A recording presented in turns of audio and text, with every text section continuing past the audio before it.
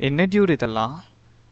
So இந்த வீடியோவில் டியூடோட அந்த இதை பற்றி தான் பார்க்க போகிறோம். மூவி சின்ன ரிவ்யூவை பார்க்க போகிறோம். ஈவன் தான் நான் ஒரு கேமிங் சேனலாக இருந்தாலும் இந்த மூவியை பார்த்துட்டு எனக்கு வந்து நிறைய கன்ஃபியூஷன்ஸ், அந்த ஒரு ரீசன்னால தான் இந்த வீடியோவே நான் போடுறேன். ஃபர்ஸ்ட் ஆஃப் ஆல் லைக் இந்த கதையை விட்டுருவோம், ஆக்டிங் வைஸ் வருவோம். பிரதீப் ரங்கநாதன் சார் வந்து பார்த்தீங்கன்னா வந்து he has done is best அப்படின்னு சொல்லலாம். அமிதாப் பச்சனும் அவங்களோட பெஸ்ட்டாக கொடுத்துருக்காங்க. சரத்குமார் சார் சொல்லவே வேணாம், is a good actor, he has done is best. But apart from that, like வந்து ஒரு ஸ்டோரியாவோ ஒரு கான்செப்ட் வைஸாக பார்த்தீங்கன்னா இந்த படம் வந்து ஈவன் ஜென்சி கிட்ஸ்னாலையும் ஏற்றுக்க முடியாத ஒரு ஸ்டோரியாக இருக்குமோங்கிற மாதிரி எனக்கு ஒரு ஃபீலிங் இருக்குது. லைக் வந்து இப்போ நம்ம வாழ்ந்துட்டு இருக்க சொசைட்டியில், லைக் இந்தியன் சொசைட்டியில் இதெல்லாம் வந்து லைக் ஜென்சி கிட்ஸ்னாலையும் ஏற்றுக்க முடியாத ஒரு கதையாக தான் இந்த இடத்துல இருக்குது பார்க்க போனால்.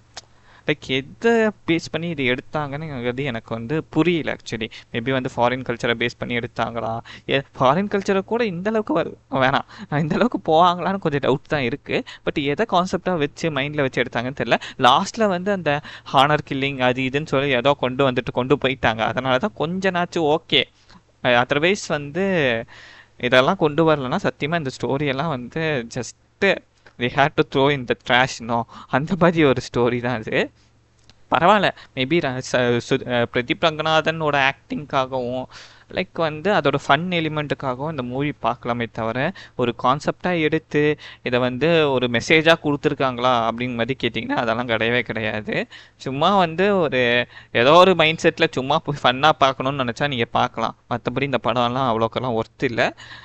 நீங்கள் பார்க்கணுமா வேணாமாங்கிறத நீங்களே முடிவு பண்ணிக்கோங்க. யா.